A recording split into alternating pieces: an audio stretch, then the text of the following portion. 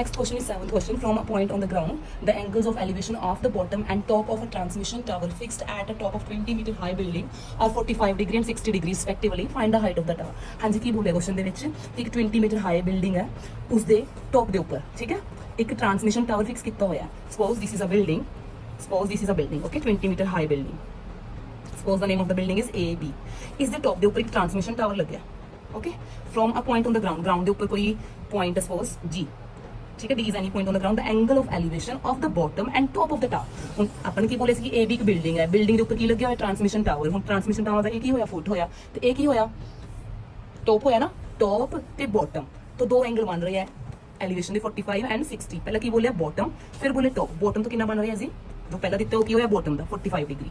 ਠੀਕ ਹੈ ਜੀ this is 45 ਡਿਗਰੀ ਨੈਕਸਟ ਕੀ ਬੋਲੇ ਟੌਪ ਤੋਂ ਕਿੰਨਾ ਐਂਗਲ ਬਣ ਰਿਹਾ ਜੀ 60 degree this total angle is 60 degree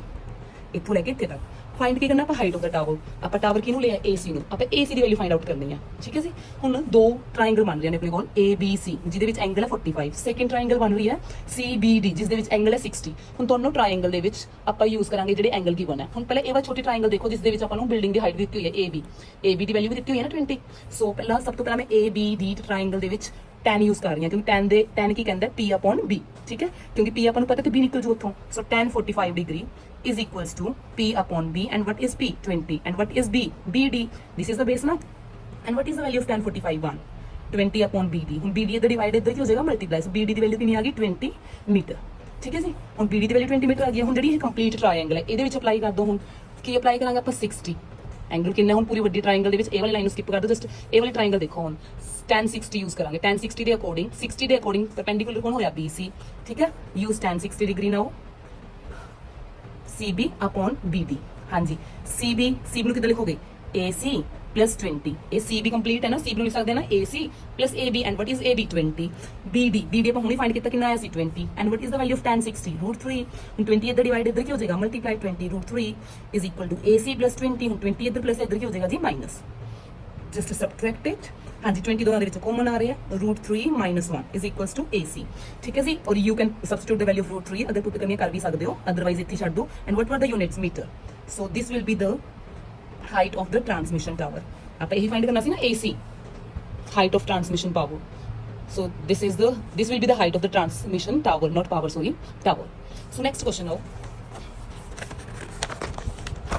8th question A statue 1.6 meter tall stands on the top of pedestal. From a point on the ground, the angle of elevation of the top of the statue is 60 degree, and from the same point, the angle of elevation of the top of the pedestal is 45 degree. Find the height of the pedestal. Pedestal ਕੀ ਹੁੰਦਾ ਹੈ ਮਤਲਬ ਇੱਕ ਉੱਚੀ ਜਗ੍ਹਾ ਬਣੀ ਹੁੰਦੀ ਹੈ ਠੀਕ ਹੈ ਉਹਦੇ ਉੱਪਰ ਸਟੈਚੂ ਤੁਸੀਂ ਦੇਖਿਆ ਹੋਵੇਗਾ ਜਿੱਥੇ ਵੀ ਸਟੈਚੂ ਬਣੇ ਹੁੰਦੇ ਪਹਿਲਾਂ ਇੱਕ ਨੀਚੇ ਗੋਲ ਘੇਰਾ ਜਿਹਾ ਬਣਿਆ ਹੁੰਦਾ ਉਹਦੇ ਉੱਪਰ ਸਟੈਚੂ ਨੂੰ ਖੜਾ ਕੀਤਾ ਹੁੰਦਾ ਉਹਨੂੰ ਕੀ ਬੋਲਦੇ ਨੇ ਆਪਾਂ ਪੈਡਸਟਲ ਮਤਲਬ ਚੌਂਤਰਾ ਆਪਾਂ ਕਹਿ ਦਈਏ ਇੱਕ ਪੰਜਾਬੀ ਭਾਸ਼ਾ ਦੇ ਵਿੱਚ ਠੀਕ ਹੈ ਇੱਕ ਪੈਡਸਟਲ ਹੈ ਉਹਦੇ ਉੱਪਰ ਇੱਕ ਸਟੈਚੂ ਖੜਾ ਕੀਤਾ ਹੋਇਆ ਸੀ suppose this is a pedestal AB ਤੇ ਇਹਦੇ ਉੱਪਰ ਇੱਕ ਸਟੈਚੂ ਖੜਾ ਹੈ suppose this is a statue BC ਹੁਣ ਬੋਲਿਆ ਕੀ ਹੈ ਸਟੇਟਮੈਂਟ ਦੇ ਵਿੱਚ ਦੁਬਾਰਾ ਦੇਖੋ ਸਟੈਚੂ ਕਿੰਨਾ ਟੋਲ ਹੈ 1.6 ਮੀਟਰ ਟੋਲ ਇਹਨੂੰ ਸਟੈਚੂ ਮੰਨਿਆ ਨਾ ਮੈਨੇ ਇਹ ਕਿੰਨਾ ਮੀਟਰ ਟੋਲ ਹੈ ਜੀ 1.6 metre tall next from a point on the ground ਦੇ ਉੱਪਰ ਕੋਈ ਪੁਆਇੰਟ ਹੈ suppose this is a ground ਦੇ ਉੱਪਰ ਮੈਨੇ ਕੋਈ ਪੁਆਇੰਟ ਲੈ ਲਿਆ D ਠੀਕ ਹੈ from a point on the ground the angle of elevation of the top of the statue ਹੁਣ ਇਹ ਸਟੈਚੂ ਸੀਗਾ ਸਟੈਚੂ ਦਾ ਇਹ ਕੀ ਹੋਇਆ ਬੋਟਮ ਹੋਇਆ ਇਹ ਕੀ ਹੋਇਆ ਟੌਪ ਤੋਂ ਬਣ ਰਿਹਾ ਐਂਗਲ ਆਫ ਐਲੀਵੇਸ਼ਨ ਕਿੰਨਾ ਬਣ ਰਿਹਾ ਜੀ ਦੇਖੋ 60 degree and from the same point the angle of elevation of the top of the pedestal is 45 ਠੀਕ ਹੈ ਜੀ ਇਹ 60 degree ਦਿੱਤਾ ਹੁਣ ਇਹ ਪੈਡਸਟਲ ਸੀ ਪੈਡਸਟਲ ਦਾ B ਪੁਆਇੰਟ ਤੇ ਟੌਪ ਹੋਇਆ ਨਾ ਸਟੈਚੂ ਦਾ ਤਾਂ ਬੋਟਮ ਹੋਇਆ ਬਟ ਪੈਡਸਟਲ ਦਾ ਟੌਪ ਹੋਇਆ ਨਾ ਪੈਡਸਟਲ ਦੇ ਟੌਪ ਤੇ ਜਿਹੜਾ ਐਂਗਲ ਆਫ ਐਲੀਵੇਸ਼ਨ ਬਣ ਰਿਹਾ ਉਹ is 45 degree ਜਿੱਦਾਂ ਸੇਮ ਪ੍ਰੀਵੀਅਸ ਕੁਐਸਚਨ ਦੇ ਵਿੱਚ ਸੀਗਾ find the height of the pedestal ਉੱਥੇ ਆਪਾਂ ਇਹ ਫਾਈਂਡ ਕਰਨਾ ਸੀ ਇੱਥੇ ਇਹ ਫਾਈਂਡ ਕਰਨਾ ਡਿਟੋ ਸੇਮ ਹੈ ਜੀ ਹੁਣ ਪਹਿਲਾਂ ਵੱਡੀ ਟ੍ਰਾਇੰਗਲ ਹੁਣ ਦੋਨੋਂ ਟ੍ਰਾਇੰਗਲ ਦੇ ਵਿੱਚ ਯੂਜ਼ ਕਰ ਲਓ ਇੱਥੇ ਪਹਿਲਾਂ ਮੈਂ ਛੋਟੀ ਟ੍ਰਾਇੰਗਲ ਦੇ ਵਿੱਚ ਲਗਾ ਰਹੀ ਹਾਂ tan 45 ਕੀ ਆ ਜਾਏਗਾ ਜੀ AB upon AD ठीक है tan 45 कितना होता है 1 ठीक है इत्थों की आ जाएगा AB is equals to AD ठीक है AD is equals to AB ਹੁਣ AD इधर डिवाइड से इधर हो गया मल्टीप्लाई 1 ਨਾਲ मल्टीप्लाई करोगे सेम आऊगा इत्थों ਇਹ ਰਿਜ਼ਲਟ ਆ ਗਿਆ ਕਿ AD और AB ਕੀ ਹੋਣਗੇ ਇਕੁਅਲ ਹੋਣਗੇ next now we have to find out the value of AB ਹੈ ਨਾ ਨੈਕਸਟ ਹੁਣ tan 60 ਲਗਾ ਦੋ ਵੱਡੀ ਟ੍ਰਾਇੰਗਲ ਦੇ ਵਿੱਚ tan 60 ਕੀ ਹੋਏਗਾ ਜੀ AC upon AD tan 60 ਦੀ ਵੈਲਿਊ ਹੁੰਦੀ ਹੈ √3 and what is the value of AC AC ਨੂੰ ਕਿੱਦਾਂ ਲਿਖੋਗੇ 1.6 plus AB ਇਦਾਂ ਹੀ ਹੋਗੇ ਨਾ 1.6 plus AB upon AD ਹੁਣ ਇਹ ਆਪਾਂ ਦੇਖਿਆ ਕਿ AB ਔਰ AD ਕੀ ਨੇ ਇਕੁਅਲ ਨੇ AB ਔਰ AD ਕੀ ਨੇ ਇਕੁਅਲ ਤਾਂ ਜਾਂ ਤਾਂ AB ਦੀ ਜਗ੍ਹਾ ਤੇ AD ਪੁੱਟ ਕਰ ਦੋ ਜਾਂ AD ਦੀ ਜਗ੍ਹਾ ਤੇ AB ਪੁੱਟ ਕਰ ਦੋ ਦੋਨੋਂ ਇਕੁਅਲ ਹੈ ਠੀਕ ਹੈ ਇੱਕ ਦੂਜੇ ਨੂੰ ਰਿਪਲੇਸ ਕਰ ਸਕਦੇ ਆ ਹੁਣ ਉਹ ਤੁਹਾਡੀ ਮਰਜ਼ੀ ਕਿਹਨੂੰ ਰਿਪਲੇਸ ਕਰਨਾ ਹੈ AD ਇੱਧਰ ਡਿਵਾਈਡ ਸੀ ਇੱਧਰ ਕੀ ਹੋ ਗਿਆ ਮਲਟੀਪਲਾਈ ਹੁਣ ਮੈਂ AB ਦੀ ਜਗ੍ਹਾ ਤੇ ਪੁੱਟ ਕਰ ਰਹੀ ਹਾਂ AB ਦੀ ਜਗ੍ਹਾ ਤੇ ਮੈਂ ਪੁੱਟ ਕਰ ਰਹੀ ਹਾਂ AD ठीक है इत्थे लिख दियो यूजिंग रिजल्ट 1 ठीक है कि मैंने रिजल्ट 1 यूज किया इत्थे नाउ नेक्स्ट AD इधर प्लस इधर की हो जाएगा माइनस, कर दो जी माइनस,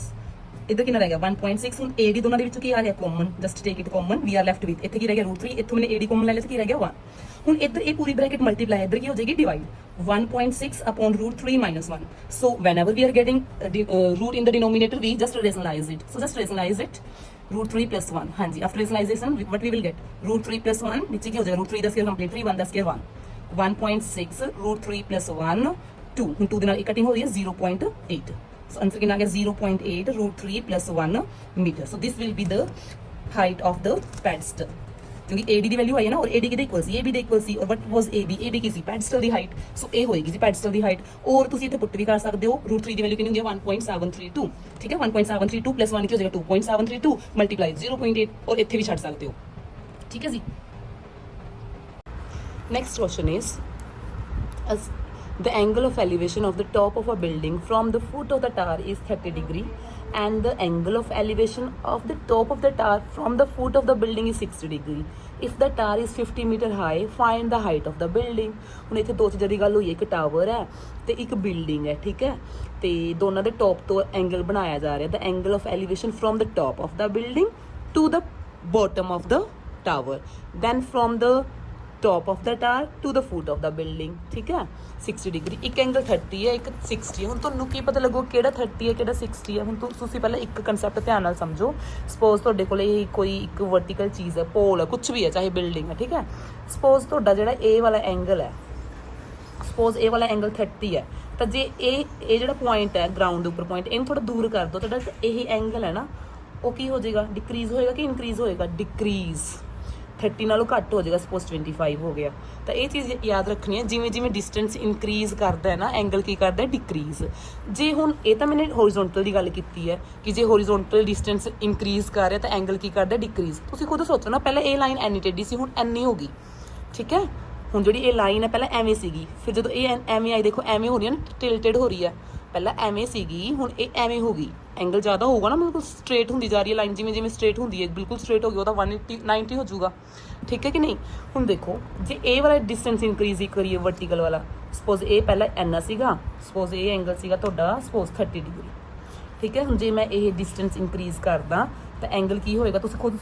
ਸੋਚ ਕੇ ਦੇਖੋ ਕਿ ਪਹਿਲਾਂ ਐਵੇਂ ਸੀਗਾ, ਹੁਣ ਇਹ ਲਾਈਨ ਨੂੰ ਮੈਂ ਐਵੇਂ ਕਰਤਾ, ਠੀਕ ਹੈ, ਪਹਿਲਾਂ ਐਵੇਂ ਸੀਗਾ, ਲਾਈਨ ਨੂੰ ਐਵੇਂ ਕਰਤਾ, ਤਾਂ ਮਤਲਬ ਲਾਈਨ ਥੋੜੀ ਸਿੱਧੀ ਨਜ਼ਰ ਆ ਰਹੀ ਹੈ ਨਾ, ਜੇ ਹੋਰ ਕਰੀ ਜਾਓਗੇ ਤਾਂ ਉਹ ਸਿੱਧੀ ਹੋ ਜਾਊਗੀ ਬਿਲਕੁਲ, ਤਾਂ ਐਂਗਲ ਵੱਡਾ ਹੋ ਜਾਊਗਾ, ਤਾਂ ਇਹ ਐਂਗਲ ਕੀ ਹੋ ਜਾਏਗਾ, ਵੱਡਾ ਹੋ ਜਾਏਗਾ, ਸਪੋਜ਼ 40 ਹੋ ਗਿਆ,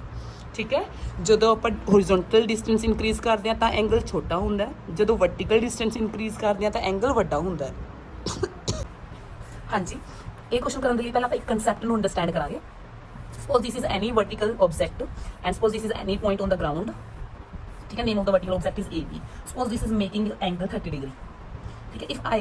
increase the distance on the ground, अगर मैं ground के ऊपर distance increase करदा then it will make smaller angle than the earliest one। suppose this will be 20 degree। खुद देखो कोई लाइन पहला एनी इंक्लिनेशन ਤੇ ਸੀ, ਜਿਵੇਂ distance increase ਕਰੂਗਾ ਇਹ ਐਵੇਂ ਥੱਲੇ ਨੂੰ ਆਊਗੀ ਨਾ, ਜਿਵੇਂ ਜਿਵੇਂ ਥੱਲੇ ਨੂੰ ਆਊਗੀ ਐਂਗਲ ਤਾਂ 0 ਵੱਲ ਨੂੰ ਜਾ ਰਿਹਾ, ठीक है कि नहीं। पहले ये एवं सीगा, जिवें जे इधर ਨੂੰ ਆ ਰਹੀ ਹੈ ਲਾਈਨ ਤਾਂ ਇਹ ਬਿਲਕੁਲ ਸਟ੍ਰੇਟ ਹੋ ਜਾਊਗੀ, ਐਂਗਲ ਤਾਂ 90 ਡਿਗਰੀ ਵਾਲਾ ਆ ਰਿਹਾ, ਬਿਲਕੁਲ ਸਟ੍ਰੇਟ ਮੀਨਸ 90 ਡਿਗਰੀ। ਹੁਣ ਜਿਵੇਂ ਜਿਵੇਂ ਇਹ ਲਾਈਨ ਐਵੇਂ ਜਾ ਰਹੀ ਹੈ, ਠੀਕ ਹੈ, ਜਿਵੇਂ ਜਿਵੇਂ ਇਹ ਐਵੇਂ ਜਾ ਰਹੀ ਹੈ ਤਾਂ ਬਿਲਕੁਲ ਸਟ੍ਰੇਟ ਹੋ ਜਾਊਗੀ, ਜਦੋਂ ਲਾਈਨ ਬਿਲਕੁਲ ਸਟ੍ਰੇਟ ਹੋਗੀ ਉਹ ਕੀ ਹੋ ਜਾਊਗਾ, 0 ਡਿਗਰੀ ਐਂਗਲ ਬਣ ਜਾਊਗਾ ਨਾ, ਠੀਕ ਹੈ ਜੀ। ਸੋ ਇਹ ਚੀਜ਼ ਧਿਆਨ ਰੱਖਣੀ, ਜਦੋਂ ਹੋਰੀਜ਼ੋਨਟਲ ਡਿਸਟੈਂਸ ਇਨਕਰੀਜ਼ ਕਰਦਾ ਹੈ ਤਾਂ ਐਂਗਲ ਕੀ ਕਰਦਾ, ਡਿਕਰੀਜ਼ ਕਰਦਾ ਹੈ। ਸੇਮ ਜੋ ਵਰਟੀਕਲ ਡਿਸਟੈਂਸ ਆਪਾਂ ਇਨਕਰੀਜ਼ ਕਰਦੀ ਹੈ, ਸਪੋਜ਼ ਇਹ ਜਿਹੜੀ ਕੋਈ ਲਾਈਨ ਹੈ ਇਹ ਐਂਗਲ ਬਣਾ ਰਹੀ ਹੈ 30 ਡਿਗਰੀ, ਆਹੀ ਐਗਜ਼ਾਮਪਲ ਲੈ ਲੈਂਦੇ ਆ 30 ਡਿਗਰੀ, ਠੀਕ ਹੈ। Suppose this is A, this is B and this is C। ਹੁਣ ਮੈਂ ਵਰਟੀਕਲ ਡਿਸਟੈਂਸ ਇਨਕਰੀਜ਼ ਕਰਤਾ, ਸਪੋਜ਼ ਇਹ ਇੱਥੇ ਆ ਗਿਆ E। ਹੁਣ ਜਿਹੜਾ ਇਹ ਐਂਗਲ ਹੈ ਨਾ ਇਹ ਕੀ ਹੋ ਜਾਏਗਾ, ਵੱਧ ਜਾਏਗਾ, ਪਹਿਲੇ 30 ਸੀਗਾ ਹੁਣ ਇਹ ਸਪੋਜ਼ ਹੋ ਗਿਆ 40। ਕਿਉਂ, ਖੁਦ ਸੋਚੋ, ਪਹਿਲੇ ਇਹ ਲਾਈਨ ਐਵੇਂ ਸੀਗੀ, ਜਿਵੇਂ ਮੈਂ ਲਾਈਨ ਨੂੰ ਐਵੇਂ ਲੈ ਕੇ ਜਾਵਾਂਗੀ ਤਾਂ ਬਿਲਕੁਲ ਸਟ੍ਰੇਟ ਹੋ ਜਾਊਗੀ, 90 ਹੋ ਜਾਊਗੀ ਨਾ, ਇੱਕ ਪੁਆਇੰਟ ਤੇ ਆ ਕੇ ਬਿਲਕੁਲ 90 ਬਣਾਊਗੀ। ਇੱਥੇ ਦੇਖੋ ਜੇ ਬਿਲਕੁਲ ਸਟ੍ਰੇਟ ਕਰਨਾ ਐਵੇਂ ਹੌਲੀ ਹੌਲੀ, ਠੀਕ ਹੈ ਨਾ, ਮਤਲਬ ਪਹਿਲੇ ਇਹ ਐਂਗਲ ਇੰਨਾ ਸੀਗਾ, ਹੌਲੀ ਹੌਲੀ ਕੀ ਹੋ ਜਾਏਗਾ ਐਂਗਲ, ਖੁਦ ਦੇਖੋ ਇਨਕਲੀਨੇਸ਼ਨ, ਪਹਿਲੇ ਇਹ ਇੰਨਾ ਐਂਗਲ ਬਣਾਈ ਸੀ ਹੋਰੀਜ਼ੋਨਟਲ ਨਾਲ, ਹੁਣ ਐਂਗਲ ਵੱਧ ਗਿਆ। ਸੋ ਇਹ ਚੀਜ਼ ਧਿਆਨ ਰੱਖਣੀ, ਜਦੋਂ ਆਪਣਾ ਵਰਟੀਕਲ ਡਿਸਟੈਂਸ ਇਨਕਰੀਜ਼ ਕਰਦਾ ਤਾਂ ਐਂਗਲ ਦੀ ਵੈਲਿਊ ਵੀ ਇਨਕਰੀਜ਼ ਕਰਦੀ ਹੈ, ਜਦੋਂ ਹੋਰੀਜ਼ੋਨਟਲ ਡਿਸਟੈਂਸ ਇਨਕਰੀਜ਼ ਕਰਦਾ ਹੈ ਤਾਂ ਐਂਗਲ ਕੀ ਕਰਦਾ, ਡਿਕਰੀਜ਼ ਕਰਦਾ ਹੈ। ਸੋ ਇਹੀ ਕਨਸੈਪਟ ਯੂਜ਼ ਹੋਣਾ ਇਸ ਸਮ ਦੇ ਵਿੱਚ। ਹੁਣ ਇੱਥੇ ਕੀ ਬੋਲਿਆ ਸੀ ਕਿ ਇੱਕ ਟਾਵਰ ਹੈ ਤੇ ਇੱਕ ਬਿਲਡਿੰਗ ਹੈ, ਹੁਣ ਆਪਾਂ ਨੂੰ ਨਹੀਂ ਪਤਾ ਕੌਣ ਵੱਡਾ ਹੈ ਕੌਣ ਛੋਟਾ, ਇੱਕ ਵਾਰੀ ਮੈਂ ਦੋਨਾਂ ਨੂੰ ਸੇਮ ਲੈ ਕੇ ਜਾ ਰਹੀ ਹਾਂ, ਠੀਕ ਹੈ। Suppose this is a building and this is a tower, ਠੀਕ ਹੈ ਜੀ। ਹੁਣ ਉਹਨਾਂ ਨੇ ਬੋਲਿਆ ਹੋਇਆ ਹੈ ਕਿ ਕੁਐਸਚਨ ਦੇ ਵਿੱਚ ਦੇਖੋ ਦੁਬਾਰਾ ਕਿ angle of elevation of the top of the building to the foot of the tower is 30। ਆ ਬਿਲਡਿੰਗ ਲਈ ਹੈ ਮੈंने, ਬਿਲਡਿੰਗ ਦੇ ਟੌਪ ਤੋਂ ਤੇ ਟਾਵਰ ਦੇ ਫੁੱਟ ਤੋਂ ਜਿਹੜਾ ਐਂਗਲ ਆਫ ਐਲੀਵੇਸ਼ਨ ਹੈ ਨਾ ਉਹ 30 ਡਿਗਰੀ ਹੈ, ਠੀਕ ਹੈ ਜੀ। ਕਿੰਨਾ 30 degree. Next now the angle of elevation of the top of the tower from the foot of the building is 60 degree, ठीक है, from the top of the tower to the foot of the building is 60। ਹੁਣ angle ਵੱਧ ਗਿਆ, angle ਤਾਂ ਵਧੂਗਾ ਜੇ vertical distance increase ਕਰੂਗਾ, ਠੀਕ ਹੈ। ਇਹ ਐਨਾ ਸੀਗਾ ਤਾਂ ਇਹ 30 ਡਿਗਰੀ ਬਣਾ ਰਿਹਾ, ਤਾਂ ਕੋਈ ਇਸ ਤੋਂ ਵੱਡੀ ਲਾਈਨ ਹੋਊਗੀ ਤਾਂ 60 ਬਣਾਉਗੀ, ਤਾਂ ਇਹ ਜਿਹੜੀ ਲਾਈਨ ਹੈ ਇਸ ਤੋਂ ਵੱਡੀ ਹੋਊਗੀ, ਜਿਹੜਾ ਟਾਵਰ ਹੈ ਉਹ ਵੱਡਾ ਹੋਊਗਾ ਤਾਂ ਐਂਗਲ 60 ਬਣ ਰਿਹਾ। ਪਤਾ ਲੱਗ ਗਿਆ ਹੁਣ ਆਪਾਂ ਨੂੰ ਕਿਵੇਂ ਪਤਾ ਲੱਗੂਗਾ ਟਾਵਰ ਵੱਡਾ ਕਿ ਬਿਲਡਿੰਗ ਵੱਡੀ ਹੈ। This is building and this is tower. ਹੁਣ ਦੇਖੋ ਇਹ ਜਿਹੜੀ ਵੱਡੀ ਟ੍ਰਾਇੰਗਲ ਸੀਗੀ ਉਹਦੇ ਵਿੱਚ ਆਪਾਂ ਲਗਾਇਆ tan 60 ਡਿਗਰੀ, ਕਿੰਨਾ ਆ ਗਿਆ ਸੀ 50 DC upon BC, ਠੀਕ ਹੈ 50 upon BC। ਹੁਣ BC ਇੱਧਰ डिवाइड है, इधर की हो जाएगा मल्टीप्लाई, tan 60 कितना होता है √3, BC ਨੂੰ ਕਰਤਾ इधर मल्टीप्लाई, ਹੁਣ √3 इधर मल्टीप्लाई होएगा, इधर की हो जाएगा डिवाइड। ਜਦੋਂ ਵੀ डिनोमिनेटर्स √3 ਆਂਦਾ ਆਪਾਂ ਕੀ ਕਰਦੇ ਹਾਂ ਰੇਸ਼ਨਲਾਈਜੇਸ਼ਨ। ਸੋ ਰੇਸ਼ਨਲਾਈਜੇਸ਼ਨ ਕਰਕੇ ਕਿੰਨਾ ਆ ਗਿਆ ਸੋਲਵ ਕਰਕੇ 50 upon 3 √3 ਮੀਟਰ। ਨੈਕਸਟ ਫਿਰ ਹੁਣ ਇਹ ਵਾਲੀ ਛੋਟੀ ਟ੍ਰਾਇੰਗਲ ਦੇ ਵਿੱਚ ਯੂਜ਼ ਕੀਤਾ ਆਪਾਂ tan 30 AB upon BC, ਠੀਕ ਹੈ। tan 30 ਦੀ ਵੈਲਿਊ ਕੀ ਹੁੰਦੀ ਹੈ 1 upon √3, AB as it is, BC ਆਪਾਂ ਹੁਣੀ ਫਾਈਂਡ ਕੀਤਾ ਸੀ, ਸਬਸਟੀਟਿਊਟ ਸੇਮ। ਹੁਣ ਇਹ ਇੱਧਰ ਡਿਵਾਈਡ ਹੈ, ਇੱਧਰ ਕੀ ਹੋ ਜਾਊਗਾ 1 ਦੇ ਨਾਲ ਮਲਟੀਪਲਾਈ, ਇੱਧਰ ਕੀ ਰਹਿ ਜਾਏਗਾ AB, √3 ਦੇ ਨਾਲ √3 ਕੱਟ 50 upon 3, 50 upon 3 ਕੱਟ ਕਰਕੇ ਕਿੰਨਾ ਆ ਗਿਆ 16.6 ਮੀਟਰ। ਸੋ ਬਿਲਡਿੰਗ ਦੀ ਜਿਹੜੀ ਹਾਈਟ ਹੈ ਉਹ ਕਿੰਨੀ ਹੋਏਗੀ 16.6 ਮੀਟਰ ਅਪਰੋਕਸੀਮੇਟਲੀ।